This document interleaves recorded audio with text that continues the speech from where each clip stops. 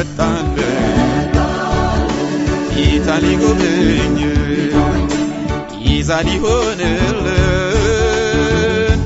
ከኃጢአት እኛን ሊያድን ቃል ሥጋ ሆነና ከድንግል ተወለደልን። በዓለም ዙሪያ ሆናችሁ ይህንን የጌታችንና የመድኃኒታችን የኢየሱስ ክርስቶስ የልደት በዓል የምትከታተሉላችሁ እንኳን አደረሳችሁ፣ እንኳን አደረሰን። ዛሬ በቦሌ ቃልዮት ሚዲያ ከቦሌ ቃልዮት ሚዲያ ቲም ጋር አንድ ላይ በዶክተር ታረቀኝ መኖሪያ ቤታቸው ተገኝተን የእግዚአብሔርን ታምራት የድል ማግስት የምስጋና ድምፅ እንደገና ከእሳት ሆድ የተነጠቀ ትንታግ መስሎ የህይወት ዕድሜ የተቀጠለለትን ነፍስ ያው ምስክርነት ክፍል 2 እያቀረብን እንገኛለን። በድጋሚ እንኳን አደረሳችሁ፣ እንኳን አደረሰ። እስካሁን ስለነበረን ቆይታ እግዚአብሔር የተመሰገነ ይሁን። በጣም ቆንጆ ጣፋጭ ምሳ ነበረን። ጉልበት በልተን ጉልበት አግኝተን ተመልሰናል። ክፍል 2 ለመቀጠል ጥያቄዎችን ጨዋታዎችን እያነሳን ክፍል 2 ደግሞ እንቀጥላለን። ዶክተር ለዚህ ቀን እግዚአብሔር ስላበቃ እንደገና በድጋሚ እንኳን ደስ ያለ ከቤተሰብ ጋራ እንኳን ለዚህ ያበቃ እንደገና እግዚአብሔር ይመስገን። ያለኝ ጥያቄ አሁን ምንድነው ከሌላ ተቋም በተለየ በዚህ በቦሌ ቃልዮት ቤተክርስቲያን ረጅም ዓመት ሰርተሃልና ከሌላ ተቋም በተለየ በዚህ ተቋም ውስጥ ስትሰራ ከዚህ በፊት ብዙ ዓመታትን እንደነገርከን ሌላ የመንግስት ድርጅት ላይ ስትሰራ ነበር። ቦሌ ቃልዮት ላይ ደግሞ አስተዳደር ሆነው ለረጅም ዓመት ሲያገለግሉ ነበርና በዚህ መስሪያ ቤት ሲያገለግሉ ከዛኛው በተለየ የተለየ እርካታ የሰጡት ነገር አለ ወይ? እንዴት ያዩት የሚለውን ጨዋታ እናንሳ። እሺ፣ አመሰግናለሁ። በተለያየ ዓለም ላይ ሆናችሁ ይህን የምትከታተሉ ወገኖቻችን እንኳን ለጌታችን ለኢየሱስ ክርስቶስ የልደት በዓል አደረሳችሁ ማለት ወዳለሁ። እኔም በሌሎች መንግስት መስሪያ ቤቶች ስንሰራ ህጎች፣ ደንቦች፣ መመሪያዎች፣ የተለያዩ አዋጆችን ተጠቅመን ነው የምንሰራው። ወደ ቤተክርስቲያን ስንመጣ ግን እነዚህ ህጎች፣ ደንቦች ቢኖሩም ከእግዚአብሔር ፍቅር የተነሳ መመሪያችን የምናደርገው መጽሐፍ ቅዱስን ነው። መጽሐፍ ቅዱስ ምን ይላል ብለን ነው የምንነጋገረውና በተለይ በቤተክርስቲያን ላይ ከሌላው ለየት የምለው አንደኛ መመሪያችን መጽሐፍ ቅዱስ መሆኑ ነው። ሁለተኛው የፍቅር አገልግሎት ስለምናገለግል ከሌላው በጣም ይለያል። በፍቅር ተነጋግረን ተሳስበን ተማምነን የምንሰራው ነገር እንጂ ህግና ደንብ እንደዚህ ይላል ብለን የምንወስነው ነገር እንዳይደለ ስላየን ነው። ሌላው ቤቱ የእግዚአብሔር ነው። ባለቤቱ እግዚአብሔር ነው። ስለዚህ ስራችንን ስንሰራ ባለቤት እንዳለው አውቀን የቤቱ ባለቤት እግዚአብሔር መሆኑን አውቀን ስንሰራ በጣም የተለየ እርካታ ይሰማኛል። አንዱ ልዩነት የማደርገው ባለቤት አለውና የዚህን ባለቤቱን ትእዛዝ የባለቤቱን ፍላጎት ምን እንደሆነ እንደ መጽሐፍ ቅዱስ ማገልገል ስንጀምር በእውነት እግዚአብሔር በጣም ይረዳናል። ይሄ ከሌላው ከዓለሙ በጣም የተለየ ነው ብዬ አስባለሁ። እግዚአብሔር ይመስገን። እንደገና እዚህ ተቋም ላይ ሲሰሩ እያለ እዚህ በቦሌ ቃልዮት አስተዳደር ሆነው እየሰሩ እያለ ከውጪ ከሌላ ተቋማት ከሌላ መስሪያ ቤቶች ብዙ የስራ ግብዣ ይመጣሉት ነበርና ለምንድነው ተጨማሪ እንከፍላለን፣ የተሻለ ክፍያ እናደርጋለን ከኛ ጋር ይስሩ የሚሉ ብዙ ግብዣዎች የመጡ ነበርና ለምንድነው እንዲህ ያሉት? ሚስጥሩ ምንድነው? እንግዲህ በመጀመሪያ ወደ ቦሌ ቃልዮት ቤተክርስቲያን የመጣሁበት ዓላማና ግብ ለዚህ ሚስጥር ነው የሆነው። እንደተባለው በሰው ፍላጎትም ሊሆን ይችላል፣ በጠላትም ሊሆን ይችላል። ግን በጣም በርካታ የሆኑ ጥያቄዎች መጥተዋል። እኔና ባለቤቴን የፈተኑ ቁጭ ብለን ብዙ የጸለይንባቸው ማለት የሚያጓጉ በጣም የሚያጓጉ ኦፈሪንጎች መጥተዋል። ነገር ግን ያ ለኔ ምንም አልነበረም። ምክንያቱም ከነበርኩበት የመንግስት መስሪያ ቤት ስመጣ ወደ ቦሌ ቃልዮት ስመጣ በእግዚአብሔር ምርት ነው የመጣሁት እንጂ እኔ ፈልጌ የተሻለ ደሞዝ የተሻለ ስራ ሆኖ አይደለም። ይታወቃል እዛ በጣም የተሻለ ነው ማገኘው። ነገር ግን በእግዚአብሔር ቤት ሆኖ ማገልገል ውጤቱ ብቻ ሳይሆን ምናገኘው እርካታ ባለቤቱ የሚሰጠንን አይተን ስለምንመጣ በዚህ ምክንያት ሌሎች የቀረቡልኝን በሙሉ ጥያቄዎች ከቤተሰብ ጋር ተማክረን አይሆንም እግዚአብሔር ያኖራል። ምክንያቱም የሚያኖር አምላክ ነው። በገንዘብ ብዛት አንኖርም፣ በስልጣንም ብዛት አንኖርም፣ በገቢዎችም አንኖርም። ነገር ግን እግዚአብሔር የሚያኖር አምላክ ስለሆነ ይሄ ባለው እግዚአብሔርን ማገልገል ይሻላል ብለን ነው ምርጫውን በምንም አይነት ወደዛ ላለመሄድ ወስነን የቆየነውና ይሄ ደግሞ ዛሬ ስናይ እግዚአብሔር በብዙ መንገድ እንደረዳን እናያለን። ምክንያቱም እግዚአብሔር ሲረዳ ዝም ብሎ ያውል የሚለን ነገር የለውም። ልጆቼን አሳድጓል፣ ለወግ ማዕረግ ደርሰዋል፣ ተምረዋል፣ ራሳቸውን ችለዋል። እግዚአብሔር ደግሞ ፈቃዱ ሆኖ ጌታን የሚወዱ ትዳር ሰጥቷል። ስለዚህ ይሄ ለኛ ከትልቅ ገንዘብ የበለጠ ነው የሚሆነውና ይሄ በዚህ ምክንያት እነዚህ የመጡትን ጥያቄዎች ላልቀበል ችያለሁ። ደስ የሚል ነው። መጽሐፍም ይላል ያገለግሉትን ይረሳ ዘንድ እግዚአብሔር ሰው አይደለምና የሚያገለግሉትን እግዚአብሔር ከመልካም ነገር አያሳጣቸውም። ዓለም ላይ ካለው መልካም ነገር ዓለም ላይ ካለው ከፍ ካለው ነገር ያነሰ ነገር አይሰጣቸውም ብዬ ተስፋ አደርጋለሁ። እግዚአብሔር ይመስገን። እዚህ በዚህ በህመም ጊዜ ቤተክርስቲያን ውስጥ የሚደረጉ ስርዓቶች አሉ እንደምናውቃቸው። ለምሳሌ የጌታ እራት ይደረጋል ቤተክርስቲያን ውስጥ ለአባላት፣ ጸሎት ይደረጋል፣ እጅ ጭኖ መጸለይ አለ። የተለያዩ አገልግሎቶች የተለያዩ ስርዓቶች ቤተክርስቲያን ውስጥ አሉ እና በህመም አልጋ ላይ ሆነው እነዚህ ስርዓቶችን ለቤተክርስቲያን እውቅና ሰጥተው ለቤተክርስቲያን መሪዎች እውቅና ሰጥተው ይሄን ስርዓት እየተከተሉ ነበር። ቤት ውስጥ ሆነው ቸርች ሆነው ሳይሆን በህመም አልጋ ላይ ሆነው ለምሳሌ የጌታ እራት ከቤተክርስቲያን ተነስቶ እዚህ መጥተው ቅዱስ መሪዎች ቅዱስ ቁርባን እዚህ ይሰጡት ነበረ። እንደገና እጅ ጭነው በዘይት ይጸልዩ ነበረ። ስለዚህ ጉዳይ እስቲ እናንሳና ነው። በጣም ጥሩ ጥያቄ ነው። በተለይ መነሳት ያለበት ነው። አንዱ ነገር ለቤተክርስቲያን እውቅና መስጠት በጣም አስፈላጊ ነው። እግዚአብሔር የሚመራት ቤተክርስቲያን ሰው አይደለም። እዛ የተመደቡ የምናገለግል ሰዎች እግዚአብሔር እዛ እንድናገለግል ጊዜ ሰጥቶን ወቅታዊ የሆነ ስራ ሰርተን ሌሎችም የሚያገለግሉበት ነውና እኔ ለመጽሐፍ ቅዱስ እውነትና ለቤተክርስቲያን ስልጣን በጣም ተገዢ ነኝ። ስለዚህ በዚህ 5 ወራት ውስጥ በህመም ምክንያት ቤተክርስቲያን መሄድ ባልቻልኩባቸው ወራት ሁሉ እንደ እግዚአብሔር ቃል እንዲሆን በጣም በኔ በኩል ሙከራ አድርገናል። ቤተክርስቲያን ደግሞ ከፍተኛ ጥረት ነው ያደረገችው። ለምሳሌ የጌታ እራት አሁን ብዙ ሰው ታሞ አይወስድም። ግን እኔ ለምን ይሄ መድኃኒት ነው፣ ጌታዬ መድኃኒት ነው፣ ፈዋሽ ነው። በዚህ ውስጥ ፈውስ አለ። በዚህ ውስጥ በደሙና በስጋ ውስጥ ደግሞ የምንካፈለው እውነት አለ።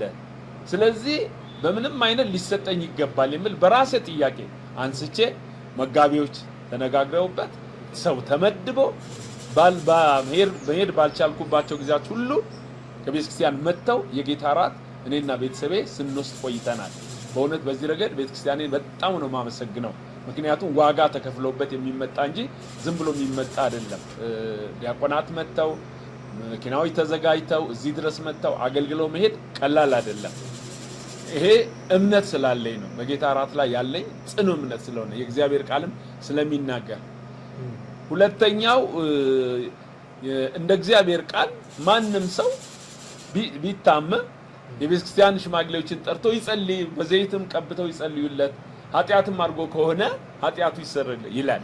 ስለዚህ ይሄ የእግዚአብሔር ቃል እውነት ስለሆነ ወደ ኦፕሬሽን ገና የመጀመሪያ ኦፕሬሽን ለመግባት ፕሮግራም ሲያዝ የመጀመሪያ ያደረኩት ለመጋቢዎችና ለመሪዎች ነው ጥያቄ ያቀረብኩት፣ ኑና ጸልዩልኝ ብዬ። ስለዚህ በዘይት መተው ጸልየዋል። ፎቶግራፎች አሉ፣ ቪዲዮዎች አሉ። እግዚአብሔር ለዛሬ የሚሰጠን በቃ ለዓላማ ስለሆነ ያንን ዓላማ ዛሬ እንደ ጉድ እናየዋለን። ይሄ ነው ብለንና መተው በዘይት ቀብተው ጸልየው ለጌታ አሳልፎ ሰጡኝ።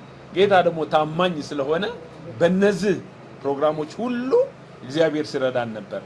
ሌላው የጸሎት ፕሮግራሞች መሄድ ባልችል እንኳን በደንብ አድርጌ ነው መካፈል የነበረው በሚተላለፉት ሚዲያዎች ሁሉ በተሻለኝ ጊዜ ሁሉ ቀና ብዬ ፕሮግራሞችን እካፈላለሁ። በተለያዩ ሚዲያዎች ላይ የሚተላለፉትን የሚወሰዱት ውሳኔዎች አያለው። አቅም በቻለ መጠን አለ ሁሉ ጊዜ ከቤተክርስቲያን ጋር መሆኔ አረጋግጣለሁ። ይሄ በጣም ልብ የሚፈልግ ነገር ነው። አይ እንደዚህ ሆኛለሁ ብሎ ማለት ይቻላል፣ ግን ከእግዚአብሔር ጋር ቁርኝትን መፍጠር የመሰለ ነገር የለም። እግዚአብሔር ታማኝ ስለሆነ ይሄም ይመስለኛል እግዚአብሔር ድንቅ ነገር አድርጎ ዛሬ የምንመሰክረው በቃ የተጻፈ ነገር እግዚአብሔር ታሪክ አድርጎ አስቀርቶት ያ ነገር ዛሬ ሆኖ ነው በዚህ በእናንተ ፊት ቆሜ ጌታን ማመስገን የቻልኩት ብዬ አስባለሁ። እግዚአብሔር ይመስገን። ቅዱሳን በታመሙ ጊዜ አቅም ያላቸው ቤተክርስቲያን መሄድ ይችላሉ ጤናማ ሆነው።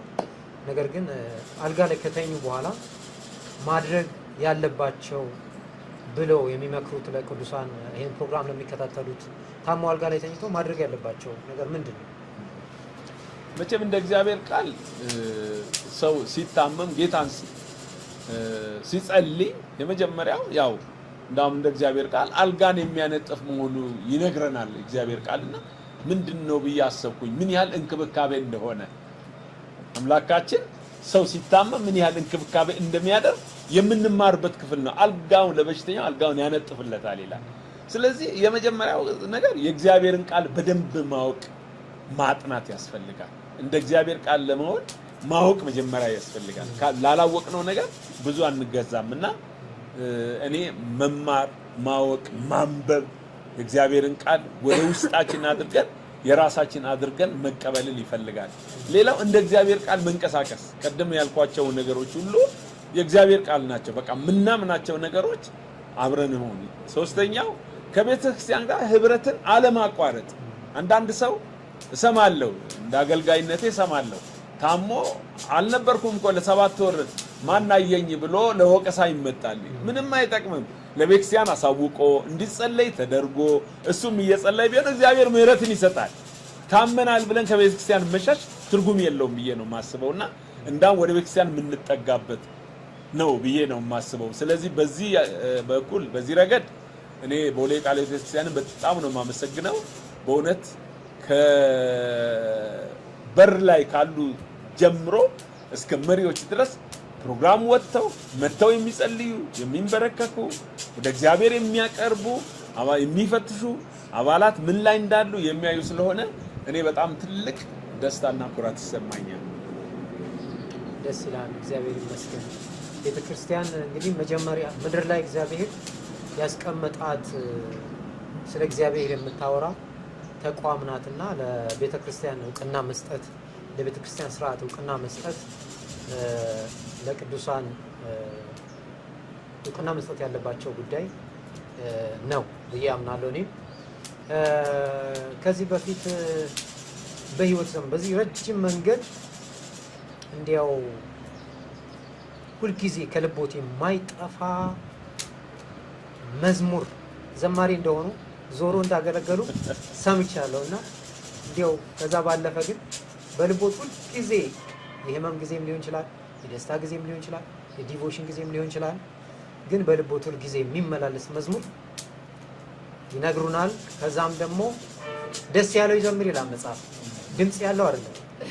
ስለዚህ ያንጎራጉሩናል፣ እስቲ ባለው ይባርኩናል። አሜን። ቃል ሥጋ ሆነና ከድንግል ተወለደልን።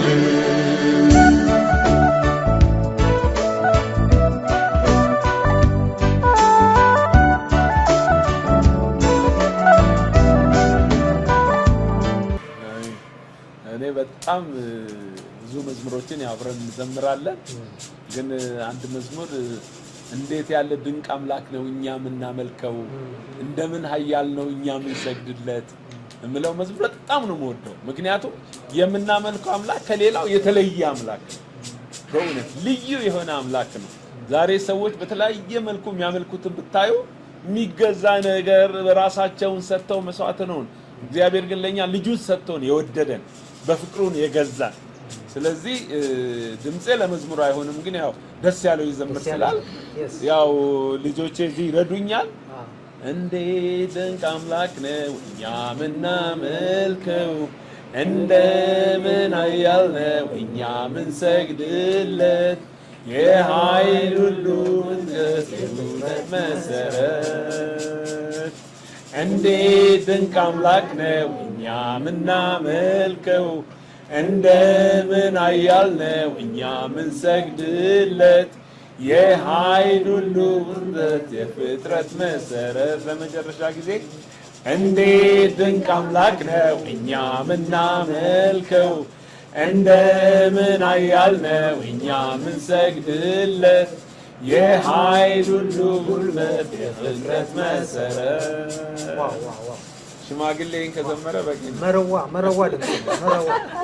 መረዋ ድምፅ ነው። እግዚአብሔር ይመስገን። ደስ ይላል።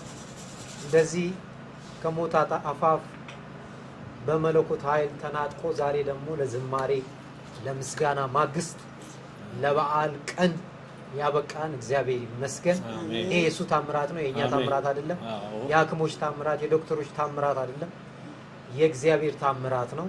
የመለኮት እጅ ጣልቃ ገብነት ነው። እግዚአብሔርን እናመሰግናለን። በህይወቶት እንዲያው የተለየ ወይ የበዓል ገጠመኝ ሊሆን ይችላል ወይ ደግሞ በህይወቶት የተለየ ገጠመኝ ብለው የሚነግሩን ለተመልካቾችም ለኛ ለታዳሚዎችም የሚያካፍሉን ነገር ቢኖር እንዲያው ደስ ይለናል።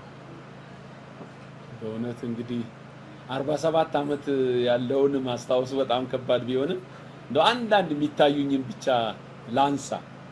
በተለይ ለወጣቶች ያገለግላል ብዬ አስባለሁኝና አሁን ያላገቡ ወጣቶች ወይም በቅርብ ያገቡ ቢኖሩ ብዙ ጊዜ ጋብቻን በተመለከተ እኔና ባለቤቴ በቤተክርስቲያናችን የጋብቻ ትምህርት እናስተምራለን፣ ልምዳችን እናካፍላለን። ለወጣቶች የሚያስፈልገው እኔ ፍቅር ብቻ ነው ብዬ ነው የማስበው። ፍቅር ብቻ ነው የማስበው። እኔና ባለቤቴ ስንጋባ 4 ብሎኬት ነው የነበረን፣ የህንፃ መስሪያ ብሎኬት፣ ሌላ አይደለም። እሱንም በጋዜጣ ጠቅልለን 4 ሰው በላይ ከመጣ ቤታችን ውጪ ነው የሚቀመጠው። ምክንያቱም 4 ወንበር ነው 4 ብሎኬት ነው ያለን፣ ሌላ የለንም። አንድ አልጋ 4 ብሎኬት 2 ብርጭቆ እንደዚህ በቃ ሌላ የለንም። ግን ፍቅር ስለነበረ ተጋባን። እግዚአብሔር እንደሚያሳድገን እግዚአብሔር እንደሚያደርሰን ነገር። ከዛ በኋላ 6 ወር ስንቆይ 6 ወንበርና 1 ጠረጴዛ አሁን እዚህ ግቢ ውስጥ የምታዩት እስከ ዛሬ 47 ዓመት ቁጭ ያለ ያልተለወጠ በገመድ የታሰረ 196 ብር ነው የገዛ የማረሳው። በጣም ትልቅ ብር ማለት ነው። ምናልባት ዘንድሮ 1 ሚሊዮን ምናምን ይችላል። በዛ ግምት 196 ብር ተብሎ ብለን 6 ወንበር እና 1 ሰርክል ጠረጴዛ ገዝተን ጉድ ተባለ።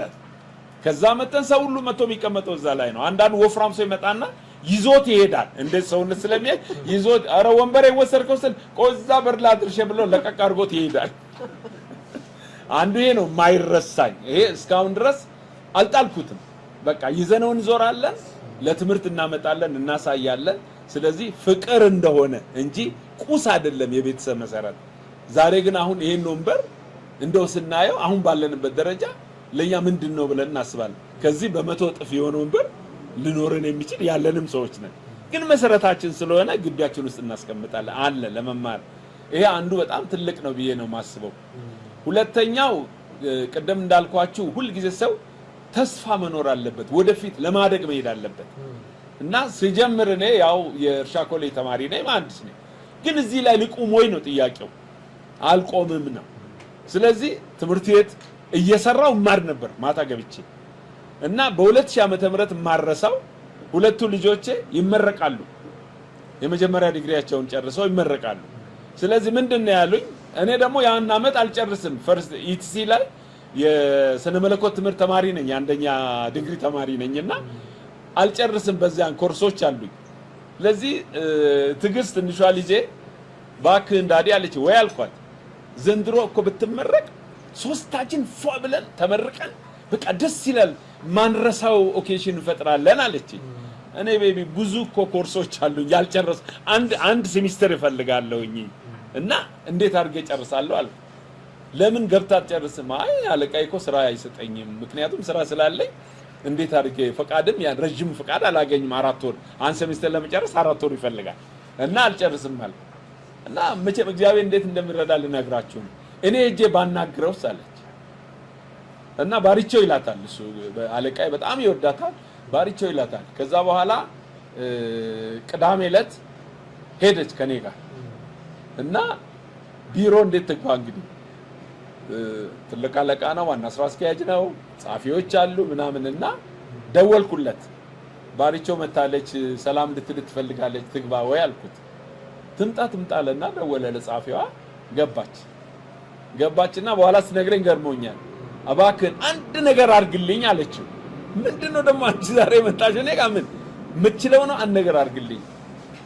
አደርጋለሁ ካልክ እነግርሃለሁ፣ አላደርግም ካልክ አልነግርህም ትለዋለች። ሳትነግሪኝ ጉዳይ ነው። አዎ በቃ የምትችለውን አድርግልኝ አለችው። እሺ ንገሪኝ አላት።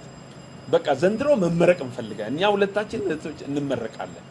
እሱ ደግሞ ዘንድሮ የሚጨርሰው ገብቶ አንድ ሴሚስተር መማር አለበት፣ አለበዛ አይጨርስምና እባክህን የዓመት ፈቃድ ስጠው አለችው። ፈቃድ ስጠውና ጨርሶ ይመረቅ። በጣም ከባድ ጥያቄ ነው የጠየቅሽኝ። አንደኛ የቦርድ አባላትን ማነጋገር ያስፈልጋል። እኔ ብቻ ልሰጠው አልችልም፣ መምሪያ ኃላፊ ነው። ዝም ብዬ ይሄን ረጅም ጊዜ አልሰጠውም፣ ግን እሞክራለሁ አለ።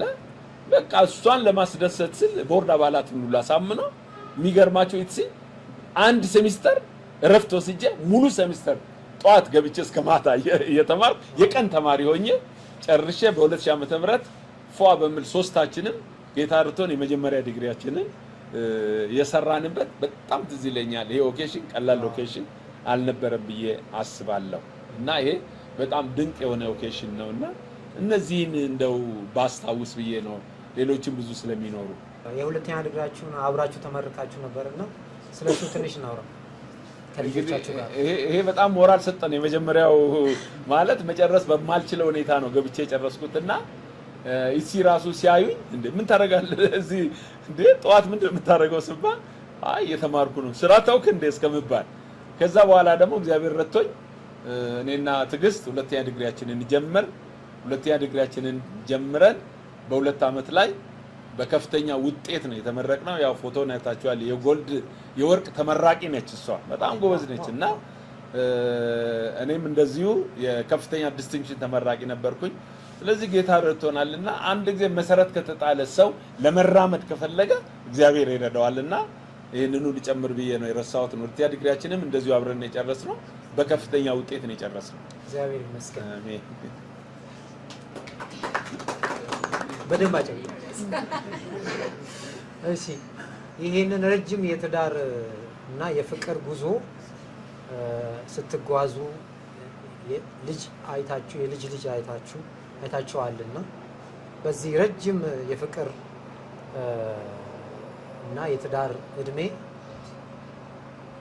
ምንድነው ሚስጥሩ? ለተከታታዮች ለወጣቶች ገና ወደ ትዳር ዓለም ለሚመጡት የጽናቱ ሚስጥር፣ የፍቅሩ ሚስጥር፣ አብሮ የመኖሩ ሚስጥር፣ የልጅን የማየቱ ሚስጥር ምንድነው? እስቲ ለተመልካቾችም ለወጣቶችም የሚሆን መልእክት ይኖራል ብዬ አስባለሁ። እውነት ነው። ይሄ በጣም ሰው በኃይሉ የሚሰራው ነገር አይደለም። ብዙ ሰው ይመኛል ግን የሚያደርገው ነገር አይደለም። እኔ ማምነው የእግዚአብሔር ጸጋ ብቻ ነው የረዳን። ሌላ ምንም የረዳን የተለየ ነገር አድርገን በተለየ መልኩ አድርገንም አይደለም። የመጀመሪያው የእግዚአብሔር ጸጋ ነው። አንደኛ ቤተሰብ መፋቀር አለበት። ቅድም እንዳልኳችሁ በፍቅር ነው የተነሳ ነው። ምንም ከአንዱ ሌላ አይቶ ያ ሳይኖረው የሚጠፋ አይደለም። ብሎኬት ተሰበረ እንጂ ሌላ ምንም አይሆንም። በቃ ምን ይቀራል? ሌላ ይጀሉታ የሚባል የለንም። ያለን እኛ ብሎኬት ነው እና ያ ፍቅር እስከ መጨረሻው ይዞ ይሄዳል። የመጀመሪያው። ሁለተኛ በእግዚአብሔር ላይ እምነት ማድረግ። ሶስተኛ ሁሉ ጊዜ ስትሬች ለማድረግ እኔ ብዙ ጊዜ ለወጣቱ የሚደግመው ተስፋ መቁረጥ አንፈልግም። መማር ካለብን መማር፣ መስራት ካለብን መስራት፣ እንደ እግዚአብሔር ፈቃድ የሆነውን ነገር ሁሉ ጸልየን ራሳችንን ለማሻሻል መሄድ አለብን ብዬ አስባለሁ። አሁን እኔ በተማርኳቸው እንግዲህ እስከ 3ኛ ዲግሪን ስማር እኔ አስተማርኩ እንጂ የተማረችው ባለቤቴ ነች ነው ብሎ ያስተማረችው ባለቤቴ ነች። እሷ ባትረዳኝ እሷ ተማር ባትለኝ ባታግዘኝ አልችልም መማር። ግን ተማር፣ ለቅሶ እኔ ሄዳለሁ፣ ሰርግ እኔ ሄዳለሁ፣ እኔ ነግርልሃለሁ፣ አንተ ተማር ተብዬ ነው የተማርኩትና ይሄ የቤተሰብ ፍቅር ካለ የሚያበረታታ ነገር ከተባለ መቀጠል ይቻላል እላችሁ ነው። ቀላል አይደለምና ባለፉት አመታት ዲግሪዎችን 3ኛ ዲግሪን ስማር በቀን 3 ሰዓት ነው የምተኛው። ምንም አልሆንኩም ለ5 አመታት 3 ሰዓት። አሁን ዛሬ ሳስበው እንዴት ነው እግዚአብሔር የረዳኝ ብዬ ነው ማስበው። ስራ እየሰራው እየተማርኩ ሪሰርችን ለመስራት ወጥቼ ረፍት ወስጄ እየሰራው። ስለዚህ ይሄን አይነት እድል በቃ ወጣቶች በአሁን ጊዜ ተስፋ ሳይቆርጡ መማር የሚያስፈልገውን መማር አለባቸው። ትጋት የሚያስፈልገውን ትጋት ማድረግ አለባቸው። በቤተሰብ ዙሪያ ደግሞ በእግዚአብሔር ቃል ማሳደግ ነው ትልቁ ነገር። ልጆችን አሁን እየፈራሁት ያለው በዚህ ጊዜ አሁን በጣም እየሰጋሁት ያለው ነገር ቢኖር ልጆች ወላጆቻቸውን መምራት ጀምረዋል። እያየሁት ነው። ይሄ ከእግዚአብሔር ቃል ውጪ ነው። የቤት ራስ ባል ነው። የቤተክርስቲያን ራስ ክርስቶስ ነው እንደሚባል ራስነታችን ቤት ውስጥ ብንተው ይቀራል። የእግዚአብሔር መመሪያው ይጣስና ስርዓቱ ይበላሻል። ልክ እንደዚሁ ልጆች በወላጆቻቸው ቁጥጥር ስር መሆን አለባቸው። መልካምና በጎውን ነገር ማሳየት ያለባቸው ወላጆች እንጂ ልጆች አይደሉም ተመልሰው። ስለዚህ ልጆችን በእግዚአብሔር ቃሉ ማሳደግ፣ ኮትክቶ ማሳደግ፣ በዛ መሰረት ኮትክተን ካሳደገን በዛ መስመር ውስጥ ከሄዱ የሚቸገሩት ነገር አይኖሩም ብዬ አስባለሁ። እግዚአብሔር ይመስገን። ደስ ይላል። ተመሳሳይ ጥያቄ ለወይዘሮ ካሱ ላቀርብ እፈልጋለሁ። ለወጣት ከዚህ ከረጅም ትዳር ቆይታ ከመነሻው ከ4 ብሎኬት ተነስቶ ለዚህ ክብር እስከ መብቃት ድረስ ባለው ጉዞ ለወጣት ወንድሞች ዶክተር ታረቀኝ ተናግሯል። ለወጣት ሴቶች እንዲያው ምን መልእክት ይኖራል? እንግዲህ ያው ኦፖዚቱ ነው የሚሆነው፣ ተመሳሳይ ነው። ግን ያው ሴቶች ብዙ ጊዜ ስሜታዊ ነን። ያንን ማድረግ እንደሌለብን ነው የምመክረው። ታጋሽ መሆን፣ መቀባበል፣ ቁጣ የማይቆጣ የለም። ድንጋይና ድንጋይ እንኳን ይጋጫል አይደለም? ግን ፀሐይ አይግባባችሁ ነው የሚለውና በግልጽነት ቁጭ ብሎ መነጋገር እና ሴቶች ደግሞ ምን ይፈልጋሉ ብትሉኝ፣ አክብሮትን ይፈልጋሉ፣ መወደድን ይፈልጋሉ፣ ሪስፔክሽን ይፈልጋሉ። ከባሎች የሚጠበቅ ይሄ ነው። ባሎች ያንን ካደረጉ ሴቶች ያን ያህል እንትን ይሆናሉ ብዬ አላስብምና ለሴቶች እህቶች የምመክረው ምንድነው፣ በተቻለ መጠን ለባሎቻቸው አንደኛ ተገዙ ነው የሚለው እግዚአብሔር ቃል፣ መገዛት፣ ባሏ የማይፈልገውን ነገር አለማድረግ፣ ቤቴ ያለኝ እግዚአብሔር የሰጠኝ ይበቃኛል የሚለውን ማወቅ መቻል አለባት። አሁን እኛ ችግራችን ምንድነው፣ ጎረቤቴ ይሄን አላት፣ ይሄ ያ አያስፈልግም። እግዚአብሔር በሰጠን እግዚአብሔር ይባርክልናል። ያንን ነው የምመክረው።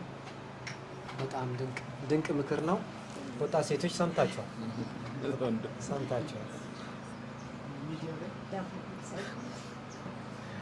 በመጨረሻም እንግዲህ ወደ ፕሮግራሙ መጨረሻ የቡና ሰዓት ላይ ደርሰናል።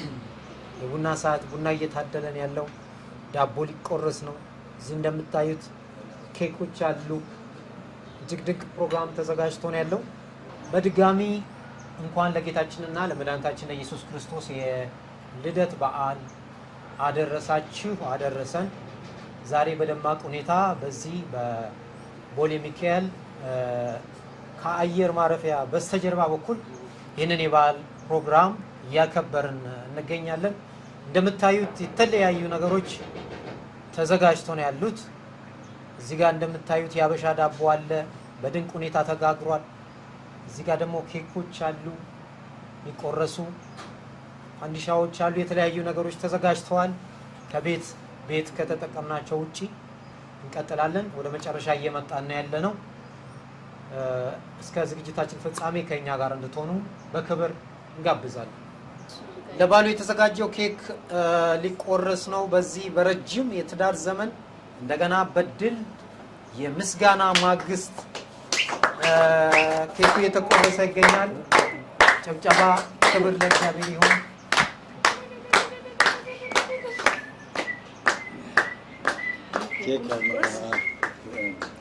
ኬኩ ሊቆረስ ነው። ኬኩ ሊቆረስ ነው። ጭብጨባችሁ ያንሳል ያለ ኬኩ ሊቆረስ ነው። እግዚአብሔር ይመስገን። እግዚአብሔር ይመስገን። በመጨረሻም እንግዲህ ስለነበረን ጊዜ እግዚአብሔር ይመስገን። እጅግ በጣም ድንቅ ጊዜ ነበረን። በዚህ ህመም ጊዜ ከጎን ሆነው በዚህ ጉዳይ ላይ ለተረባረቡ ሰዎች ምናልባት የምስጋና ቃል ሊሆን ይችላል፣ እንዲሁም የመጨረሻ መልእክት ለታዳሚ ተመልካቾች እንዲያስተላልፉ እድል እሰጣለሁ። እንግዲህ በዓለም ያላችሁ ሁሉ እኔን የምትከታተሉ ወገኖቼ እንኳን ለመድኃኒታችን ለኢየሱስ ክርስቶስ የልደት በዓል አደረሳችሁ ማለት ወዳለሁ። በዚህ አጋጣሚ ባለፉት 5 ወራት በነበረው ከፍተኛ ህመም ከጎኔ የቆሙትን ሁሉ ማመስገን ፈልጋለሁ። በመጀመሪያ እንደሚታወቀው መቼም ቸሩ አምላካችን እግዚአብሔርን ማመስገን ፈልገው ታምር የሰራው ድንቅን ያደረገ አምላካችን እሱ ስለሆነ እሱን እናመሰግናለን። ሁለተኛ ቤተክርስቲያንን ማመስገን ፈልጋለሁ። የቤተክርስቲያን መሪዎችን ከጎነ ቆመው በጸሎት በተለያየ ሁኔታ በእውነት ረድተውኝ እዚህ እንድደርስ ያደረጉኝ የቤተክርስቲያን መሪዎችና ቤተክርስቲያን ነች። ሌላው ቤተሰቦቼ ናቸው። የልጆቼ ባለቤቶች በእውነት ምንም ነገር ሳይቆጠብ በዚህ ህመም ላይ ያላቸውን ሁሉ በማካፈል በእውነት ትልቅ ነገር አድርገዋል። ይህ ከእግዚአብሔር የተነሳ ነው ብዬ አምናለሁ። ሌላው ደግሞ የሥራ ባልደረቦቼ፣ ጓደኞቼ አብረውኝ ሆነው አብረውን ታመው አብረው አልቅሰው አብረው በነገሮቻችን ላይ ሁሉ ሆነው የረዱን እነሱ ናቸውና እነሱን ሁሉ ማመስገን ፈልጋለሁ። በአጠቃላይ ቤተክርስቲያን መመናንን ማመስገን ፈልጋለሁ። በተለያዩ ፕሮግራሞች ላይ በእውነት ሳይጸለይ እንዳልታለፈ መሪዎች ነግረውኛል፣ መጋቢዎች ነግረውኛል። ሌላው እቤት ድረስ መጥተው በመመላለስ በእንባ እያለቀሱ ለእግዚአብሔር ያቀረቡ ወገኖችን በሙሉ በእግዚአብሔር ምሕረትና ቸርነት ውስጥ እንዲሆኑ ምኞቴ ነው። እግዚአብሔር አባታችን በጣም እንዲባርካቸው እግዚአብሔር አምላክ መልካምን ነገር እንዲያደርግላቸው እመኛለሁ። በተረፈ ማንም ሰው ይታመማል። የጻድቅ መከራው ብዙ ነው፣ እግዚአብሔርም ከሁሉ ያድናቸዋል ተብሎ የእግዚአብሔር ቃል እንደተጻፈ ጻድቅ ስለሆነን የእግዚአብሔር ቃል ስለምናቅ ክርስቲያን አንታመም አይደለም፣ እንታመማለን። እግዚአብሔር ግን ይለውጣል። እግዚአብሔር ግን ከመከራ ያድናል። እግዚአብሔር ግን መፈወስ ይችላል። ታማኝ አምላካችን ነው። ስለዚህ በዚህ በአምላካችን እንዲታመኑ ወገኖቼን ሁሉ መምከር ፈልጋለሁ። እግዚአብሔር ዘመናቸውን ሁሉ ይባርክ። ይህ በዓል ዝግጅት ሁላችንም ጌታ ኢየሱስ ክርስቶስ ለኛ ተወልዶ እኛን ለማዳን የመጣበት ነው። ይህንን እየተረዳን በዚህ ስሜት ሆነን መድኃኒታችን መወለዱን እያሰብን እንድናከብር እንዲሆን ፈልጋለሁ። መልካም በዓል፣ መልካም ዓመት በዓል ለሁላችን ይሁን። አመሰግናለሁ። ቃል ሥጋ ሆነና ከድንግል